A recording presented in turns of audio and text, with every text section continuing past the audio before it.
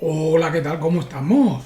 Bueno, pues aquí estoy ya con el primer vídeo de la saga Transformers, que en total serán 6 vídeos, Transformers 1, 2, 3, 4, 5 y Bumblebee.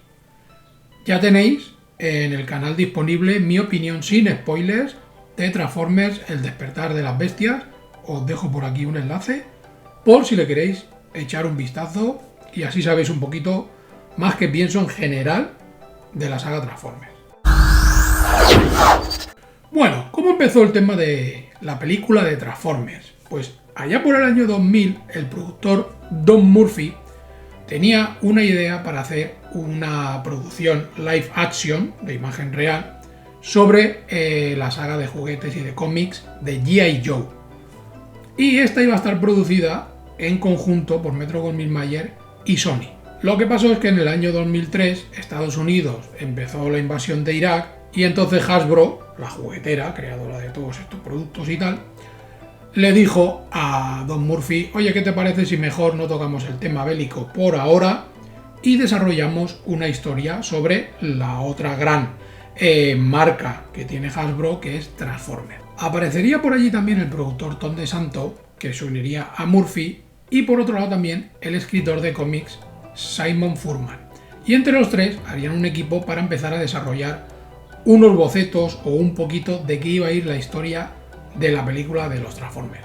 La idea era utilizar los Transformers de la serie animada llamada como Generación 1, que se emitió entre el año 84 y el año 87, con un total de 4 temporadas y 98 episodios. La serie estaba financiada, creada y coproducida entre Hasbro, la juguetera, y Marvel Productions para televisión, y realizada por los famosísimos estudios japoneses Toei y también por otro estudio que era más o menos rival, pero en esta ocasión se juntaron, que fue Tokyo Movie Shinsha. Todos los guiones de la serie esta de animación eran una especie de transformación, nunca mejor dicho, de los guiones o de las historias que estaba publicando por aquel entonces Marvel en formato cómics. Pero bueno, volviendo al tema de la película, DeSanto quería darle un enfoque a la película desde el punto de vista de los humanos, que es más o menos como lo vamos viendo en la saga de películas. Pero por otro lado estaba Murphy, que decía que no, que él quería hacer una película tipo de catástrofes, con una invasión, que hubiera muchas batallas, que hubiera mucha destrucción, y como podemos comprobar en las películas, se unieron las dos cosas. Como personajes, para desarrollar el guión, o los primeros bocetos, como se iba comentando, por parte de los Autobots, los héroes de la historia, eligieron a Optimus Prime, Ironhide, Jazz, Prowl, Arce, Ratchet, Wheeljack y Bumblebee. Y por parte de los Decepticons, los villanos de la historia, eligieron a Megatron, Starscream, Soundwave, Ravage, Laserbeak, Rumble, Skywave y Shockwave. Los habré dicho con mi pronunciación de inglés, que ya sabéis cómo es, pero bueno, creo que me habéis entendido y aparte con las imágenes que os he dejado ha quedado la cosa un poquito más clara. El director y productor Steven Spielberg apareció en el proyecto en el año 2004 con su productora DreamWorks y se unió porque era un auténtico fan de los dibujos y de toda la serie de juguetes y todo el rollo. Y su unión fue muy curiosa porque hubo una guerra entre New Line Cinema y DreamWorks a ver quién era el que daba más pasta o a ver quién era el que se quedaba con la producción, y finalmente, como se acaba de comentar, DreamWorks fue la ganadora. Entonces aparecería por allí el guionista John Rogers, que fue el elegido para desarrollar ya la historia del guión, en la que en un principio se iban a enfrentar 4 de los Autobots contra 4 de los Decepticons. Pero no acabó de gustar este guión y entonces se contrató a los guionistas Roberto Orci y Alex Kurtzman para que se unieran al proyecto allá por el año 2005. Quien sugirió que el protagonista de la película fuera un chico en edad del instituto, una cosa así, y su coche, fue Steven Spielberg, y automáticamente empezaron a escribir el guión basándose en el personaje de Sam y en su coche Bumblebee, y también desde el principio Micaela estaba en la ecuación como protagonista de la película. Los productores no querían que los Transformers hablaran porque pensaban que el público los vería como ridículos. Pero por otro lado, los productores y los guionistas le llevaban la contraria diciendo estáis equivocados porque en la serie siempre han salido hablando y al revés, lo que haría sería empatizar más con los humanos y con el público en general. Spielberg se implicó, como suele hacer en todos sus proyectos, en el tema del guión, leyó todos los borradores y le fue pasando notas a Roberto Orci y Alex Kurtzman para que fueran haciendo modificaciones según sus indicaciones. Finalmente, una vez acabado el guión, más o menos, Steven Spielberg empezó a buscar un director para que se hiciera cargo del proyecto y fue a hablar con Michael Bay allá por julio del año 2005. DreamWorks llegó a un acuerdo de distribución y de producción con Paramount, que sería quien se encargaría de hacer todas las copias y enviar todas las películas a todos los cines del mundo. Pero Michael Bay no estaba interesado. Decía que que una película sobre juguetes, robots y todo eso, que era muy infantil y que a él no le interesaba. Pero después de unas conversaciones con Steven Spielberg y después de visitar la fábrica de Hasbro, donde le explicaron toda la historia de los Transformers, empezó a interesarse en el tema del proyecto. Aún así, le parecía el guión muy infantil y fue el que sugirió la idea de meter toda la historia de los militares, que en las películas de Michael Bay los militares tienen mucho protagonismo, o sea como villanos, o sea como héroes, en todas de ellas. ¿Qué hicieron los guionistas? Buscaron inspiración en los cómics y en las historias de G.I. Joe, pero sin utilizar nombres, ni utilizar situaciones, ni vehículos, ni nada, porque querían en un futuro, como ya hemos visto que hay 2 películas de G.I. Joe, si no me equivoco, y algún otro spin-off, hacer pues algunas películas, alguna cosa con la serie de juguetes de G.I. Joe. Cogieron un poquito de inspiración para los personajes, pero sin que tuvieran nada que ver con ellos. Así que lo que hicieron es que los militares protagonistas de la película pensaban que era una invasión de Irán lo que estaba sucediendo cuando realmente detrás estaban los Decepticons. Se eligieron a los Autobots que consideraban más populares tanto Steven Spielberg como Michael Bay. Y para el tema de los Decepticons lo que hicieron fue pues inventarse un poco los nombres, cambiar algunos, utilizar algunos de los que salían en la serie esta llamada como Generación 1, más que nada porque Hasbro empezó a meter un poco de prisa a la gente para decirle, oye, nos tenéis que decir cómo van a ser los diseños, cómo se van a llamar, porque tenemos que empezar a fabricar los juguetes para cuando llegue la película, pues ya tenerlos en las tiendas. Los únicos que no se movieron en ninguna de las versiones de los borradores, ni los guiones, ni de nada, fueron Optimus Prime, Bumblebee, Megatron y Starscream. Esos se mantuvieron en todas las versiones de todos los borradores y guiones de que iban a salir en la película. Quisieron incluir en esta primera película a Arce, que era un robot femenino, pero por otro lado decían que era un poco confuso para el público decir cómo un robot podía ser femenino o otro podía ser masculino. Y entonces había ahí un poquito, pues como que de disparidad de cómo explicamos lo de género. Y aparte, Michael Bay no le gustaba porque decía que era una motocicleta y que se vería muy pequeña en comparación a los otros Transformers y la desecharon de esta primera historia. Pero bueno, después ya hemos visto que finalmente apareció. Después también en una primera versión del guión, los Decepticons cogían y atacaban diferentes partes del mundo en un ataque simultáneo, que es básicamente lo que veríamos en la segunda parte. Respecto al rodaje y las localizaciones, para que la película no saliera excesivamente cara, Michael Bay redujo su sueldo en un 30%. Y aparte dijo de rodar la película en Estados Unidos y no en Canadá o Australia, como en un principio estaba planificado. El rodaje comenzaría en abril del año 2006 en California, concretamente en Playa Vista, que es donde se recrearía todo el decorado, todo el set, donde tenían a Megatron encerrado. Después se trasladarían durante 6 semanas a Los Ángeles, donde rodarían una parte en la ciudad y otra parte en los estudios Universal, todo lo de la batalla final y toda la lucha entre todos los Decepticons y todos los Autobots. También se rodaría una parte en la estación central de Michigan, que está situada en Detroit. Cuando vemos en la película Blackout que aterriza y va a atacar la base esta militar de Sócer, que está en Qatar, fue rodada con soldados del ejército de los Estados Unidos en la base de la Fuerza Aérea de Estados Unidos en Holloman. La secuencia del ataque del Scorponok, el escorpión que sale de las arenas, también fue rodada con soldados reales que estaban por allí entre medio de los actores y que iban improvisando sus diálogos porque ya tenían conocimientos evidentemente de cómo atacar, de cómo decir unas cosas, cómo decir otras, y la verdad que la película queda bastante bien. La casa de Sam está ubicada en el número 2187 de la calle 24 en el distrito de Adams, en la ciudad de Los Ángeles.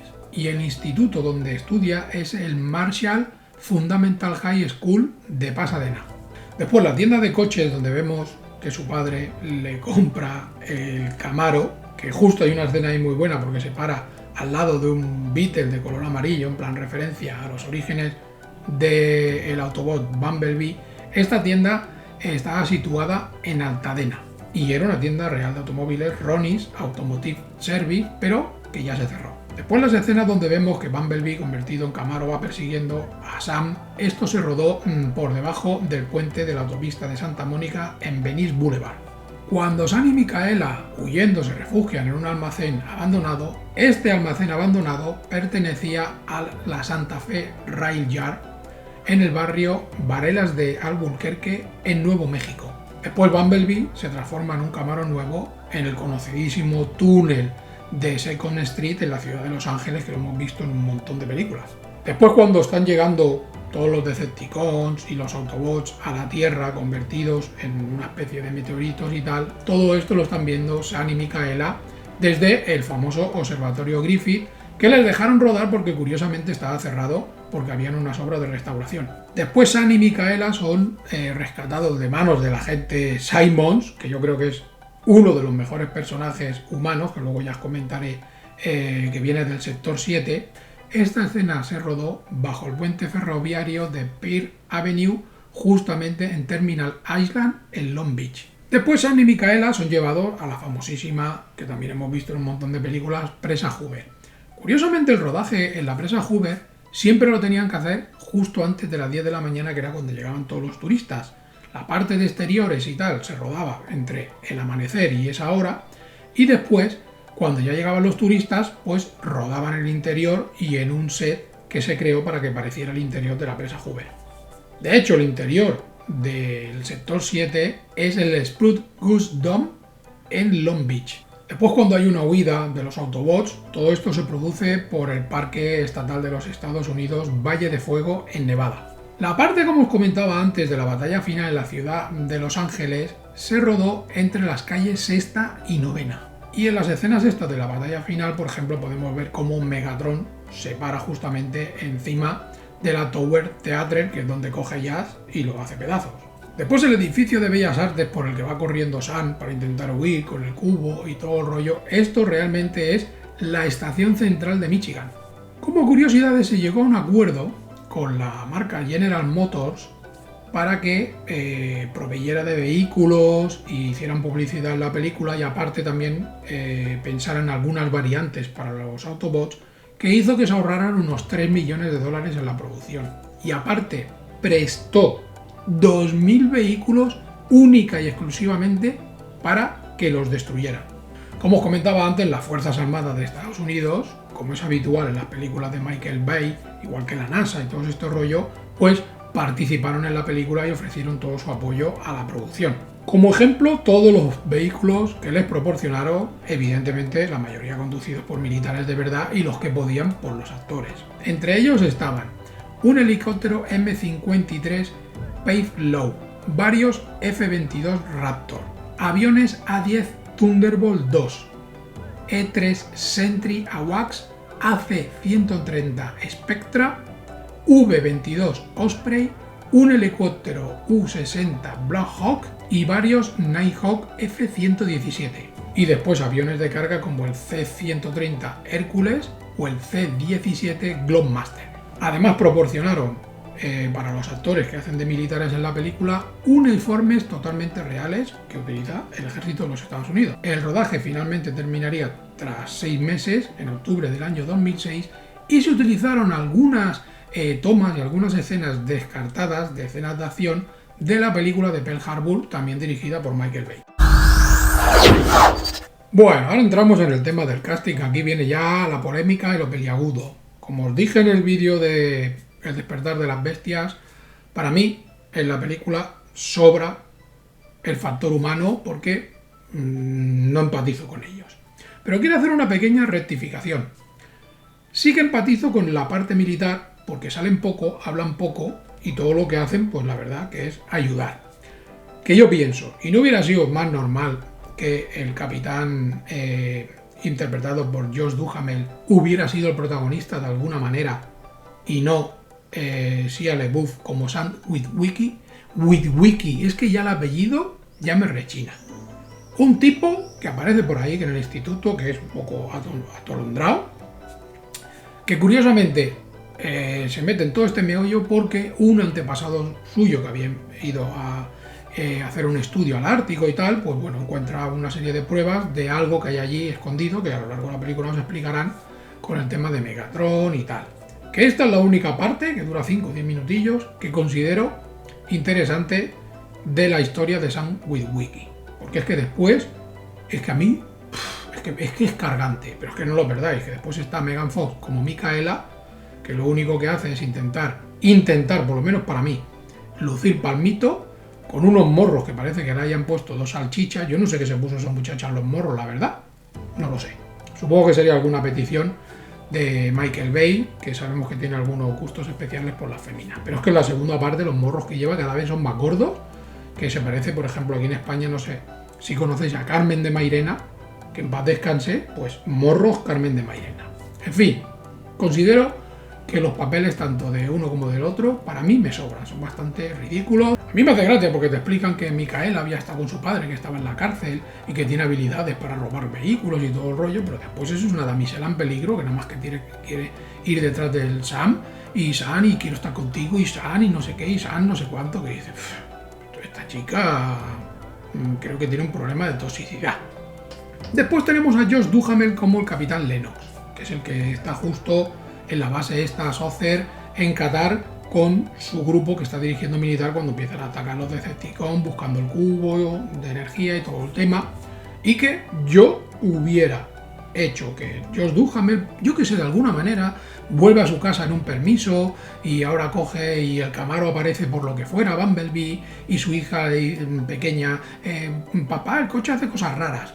No sé, yo me hubiera inventado la historia por parte de ahí, y entonces siendo un soldado lo veo más normal que el otro. Vamos, el otro parece como si fuera Rambo y es un tío que no tiene ni media hostia, el Sam. Después tenemos también por ahí a Rachel Taylor, que hace de Maggie, una analista y que está intentando descifrar ese sonido extraño que han localizado el Ministerio de Defensa de los Estados Unidos, y que bueno, es un papel que creo yo que también está bien.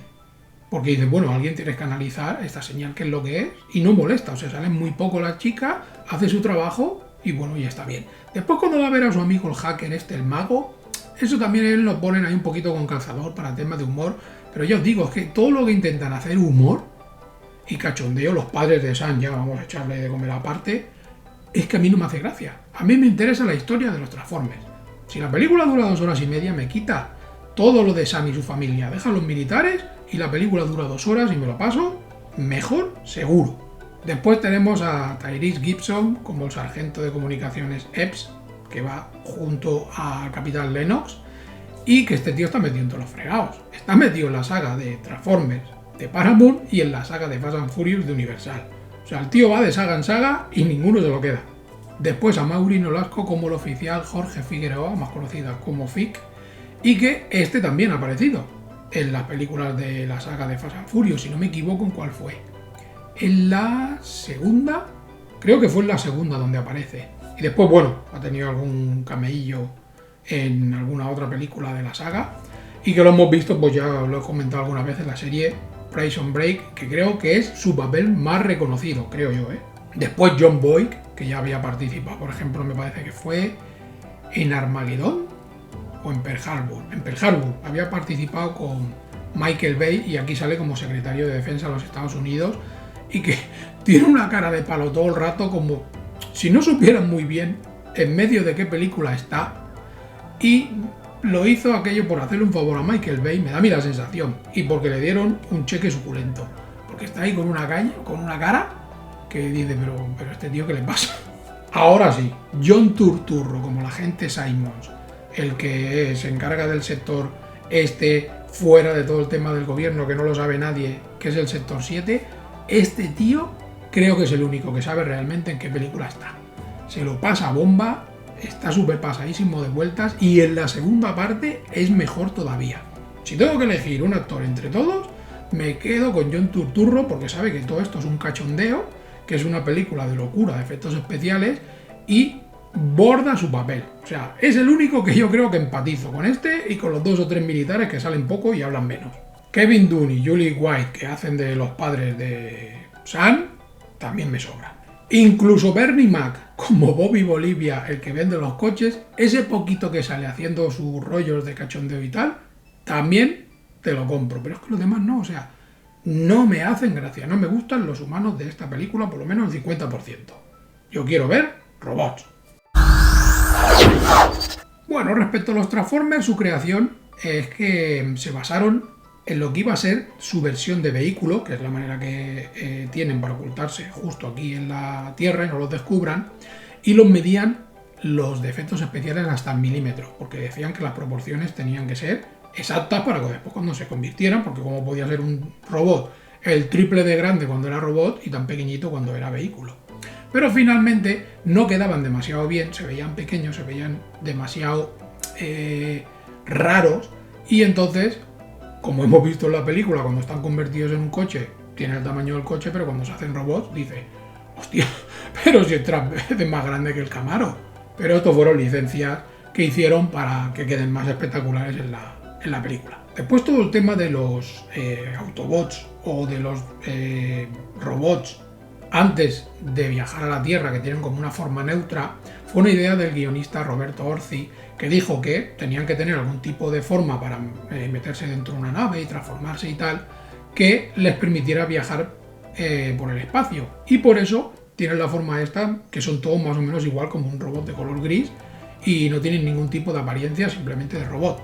Aparte, no le querían dar una forma humanoide cuando llegaran a la Tierra y tal, porque si no, se hubieran dicho a la gente, es que se parece un poquito a Terminator, es que se parece un poquito al robot de no sé qué película, y por eso le dieron esta forma más psicotrónica, por llamarlo de alguna manera.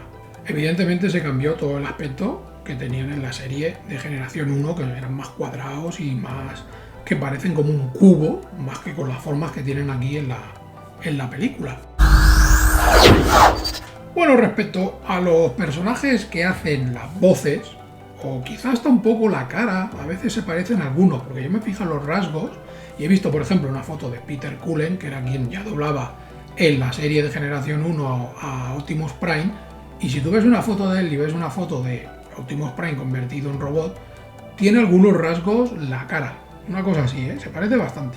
Como podéis ver en la película, Optimus Prime, cuando se convierte en un vehículo, lo hace en un camión Peterbilt 379 de color azul y rojo del año 1994. Después tenemos a Mac Ryan, que hace la voz de Bumblebee, el Autobot explorador que llega a la Tierra y todo el rollo, y que en un principio se convierte en un Camaro de color amarillo y negro del año 1977 y después en un modelo más actual que se comercializó cuando la película en el año 2007. Después tenemos a Darius McRae como Jazz, el segundo al mando de Optimus Prime, y que este se convierte en un Pontiac Solstice plateado también, comercializado en 2007. Ya digo que hicieron alguna publicidad con algunos modelos para que después los vendieran, evidentemente. Después el actor Robert Fosworth como Ratchet, que se convierte en una ambulancia Hammer, también modelo del año 2007.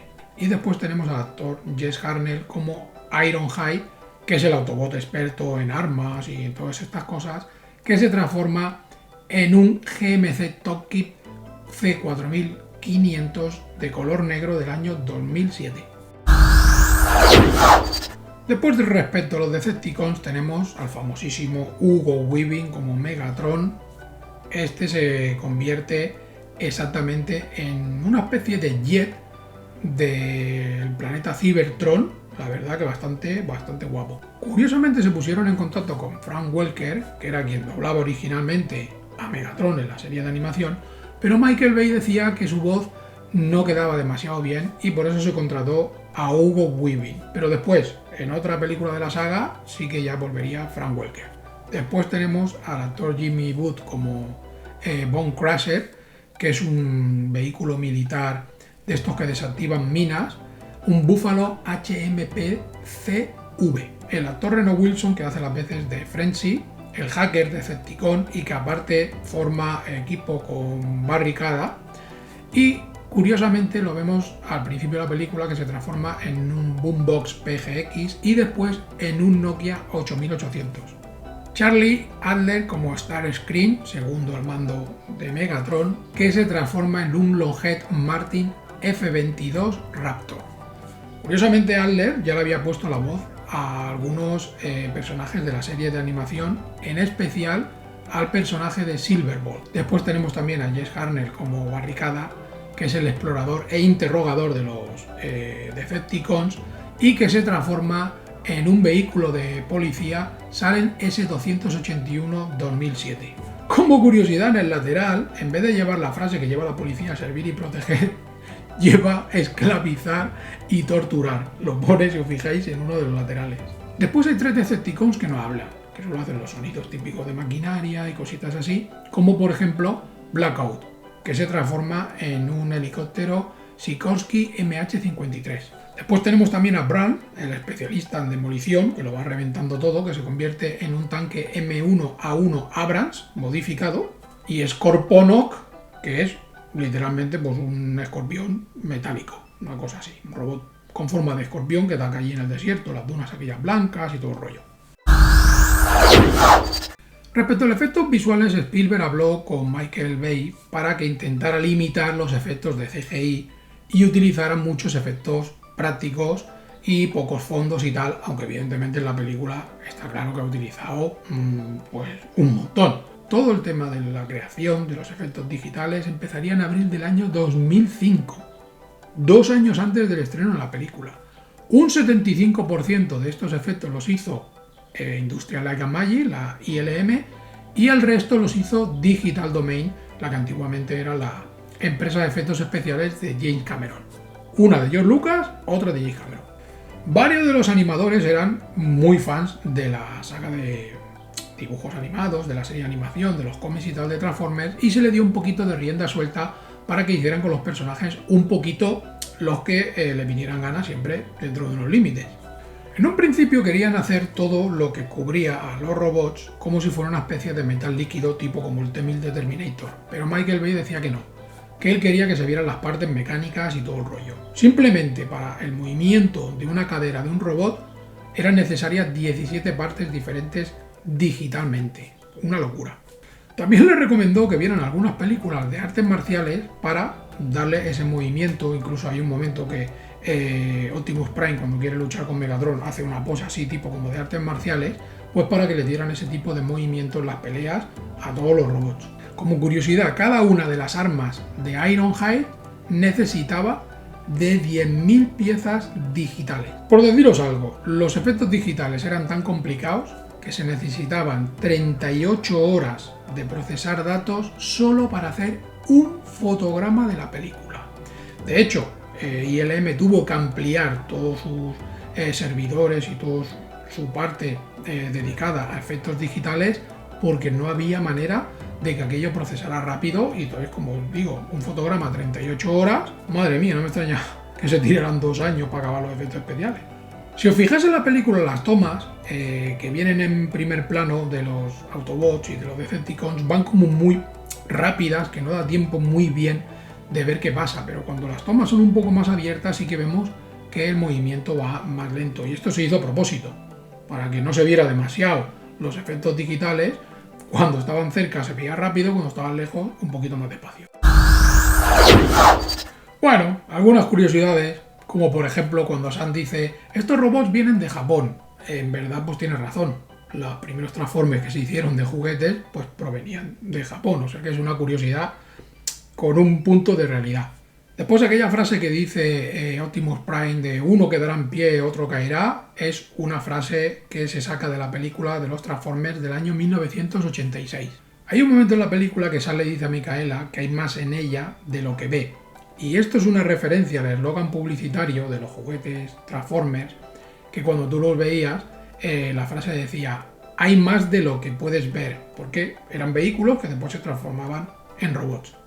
Hasbro participó activamente en todo el desarrollo de la película, incluso tenía veto para ver qué personajes utilizaban, los actores de doblaje que iban a poner, qué forma iban a tener, con qué colores. O sea que Hasbro estuvo ahí muy encima y cuando ellos decían, pues este diseño, este robot o este actor de doblaje no me gusta, no lo ponían.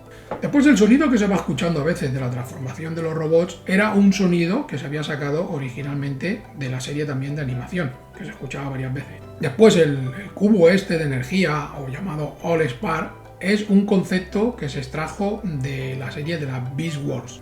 Y bueno, básicamente pues esto es todo lo que os tengo que explicar de esta película primera de la saga de Transformers, que ya va por la 7ª y ya veremos, depende de recaudaciones y cositas así, si continuará, que con la escena que hay entre créditos de la última película puede dar un salto curioso, al menos curioso, no os voy a decir nada.